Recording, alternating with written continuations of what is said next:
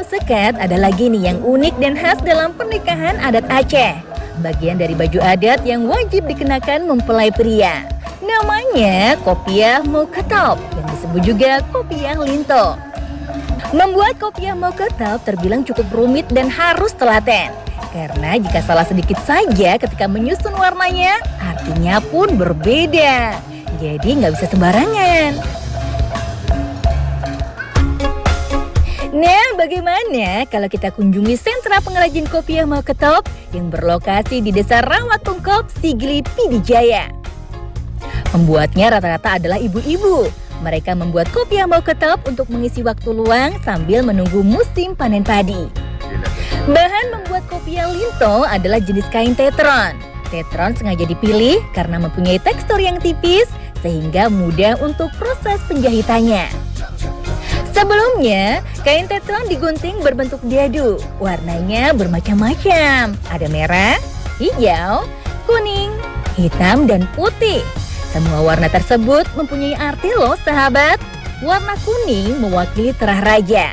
Hijau melambangkan warna kaum ulama. Merah adalah warna pemimpin. Dan hitam sebagai simbol rakyat jelata. Baru tahu ya? Proses berikutnya, rangkai potongan kain di atas permukaan kain berwarna hijau. Proses rangkai atau mengarang mempunyai urutan yang harus sesuai.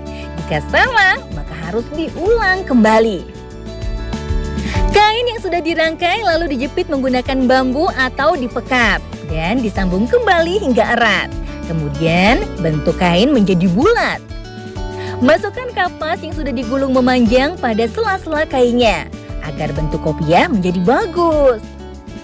Letakkan kain berwarna putih di bagian dalam dan sambungkan bagian bulat dengan bagian atas kopiah yang sudah jadi. Wow, kopiah mokotopnya mulai terbentuk ya. Tapi belum begitu sempurna loh, karena harus dihiasi dengan berbagai aksesoris. Wah, sempurna. Keren banget ya. Sahabat, kopiah tradisional khas Aceh ini sering kita lihat pada gambar-gambar pahlawan Aceh Teuku Umar. Maka tak ayal jika sering juga disebut peci Teuku Umar.